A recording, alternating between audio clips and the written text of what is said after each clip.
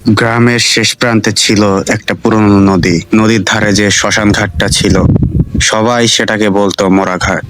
দিনের বেলায়ও সেখানে কেউ যেতে সাহস করতো না। আর সূর্য ডুবে গেলে তো কথাই নেই। ঘাটের দিক থেকে ভেসে আসা অদ্ভুত শব্দ, যেন কেউ কাঁদছে আবার কখনো হাসছে।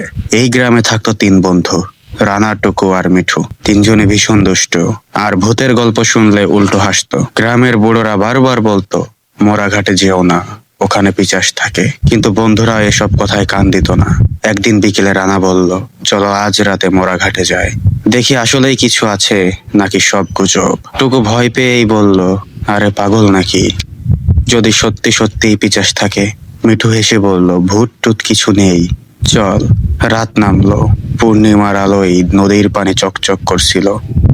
তিনজন হাতে মশাল নিয়ে ধীরে ধীরে মোরা ঘাটের দিকে এগোতে লাগলো। বাতাস হঠাৎ ঠান্ডা হয়ে গেল, গাছের পাতাগুলো অদ্ভুত শব্দে নড়ছিল।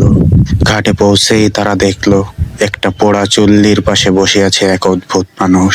গায়ের রং ধূসর, চোখ দুটো লাল, দাঁতগুলো লম্বা আর ধারালো, চুল এলোমেলো, আর মুখে একটা বিকৃত হাসি। মিঠু ফিস ফিস করে বলল, ওটা ওটা কি মানুষ?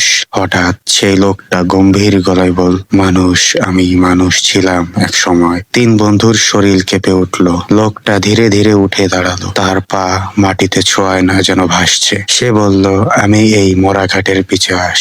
যারা আমার এলাকায় আসে তারা আর ফিরে যায় না। রানা ভয়ে জমে গেল, কিন্তু সাহস করে বলল, তুমি আমাদের কি করবে? পিশাচ হেসে উঠল, সেই হাসিতে নদীর পানি পর্যন্ত কেঁপে উঠল।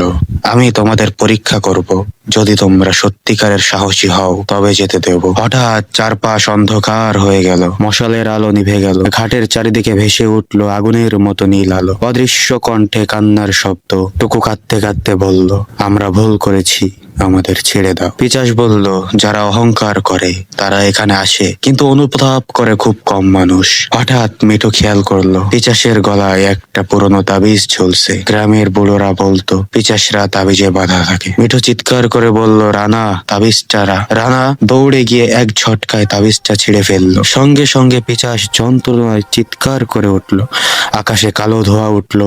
পিশাচ কাপা গলায় বলল, আমি পিশাচ হতে চাইনি, আমাকে এখানে হত্যা করা হয়েছিল, প্রতিশোধেই আমাকে এমন বানিয়েছে। ধীরে ধীরে তার শরীর আলোতে ভেঙে গেল, শেষে শুধু একটা শান্ত মুখ ভেসে রইল। তারপর মিলিয়ে গেল বাতাসে। হঠাৎ চারপাশ আবার স্বাভাবিক হয়ে গেল। মশাল জ্বলে উঠল। নদীর পাড়ে আর কিছুই নেই, শুধু নীরবতা। তিন বন্ধু প্রাণপণে দৌড়ে গ্রামে ফিরে এলো। পরের দিন সকালে তারা গ্রামের বুড়োদের সব খুলে বলল। বুড়োরা দীর্ঘশ্বাস ফেলে বলল, পিশাচ মুক্তি পেয়েছে, কিন্তু মোড়াঘাট এখনো পবিত্র নয়। সেদিন থেকে রানা, টুকু আর মিঠু আর কখনো মোড়াঘাটের দিকে যায়নি। আর গ্রামে আজও লোকেরা বলে, পূর্ণিমার রাতে যদি নদীর ধারে কান পাতো তবে শোনা যায় এক শান্ত কণ্ঠ। ভুল থেকে শিক্ষা নাও, নইলে মোড়াঘাট তোমাকেও ডাকবে।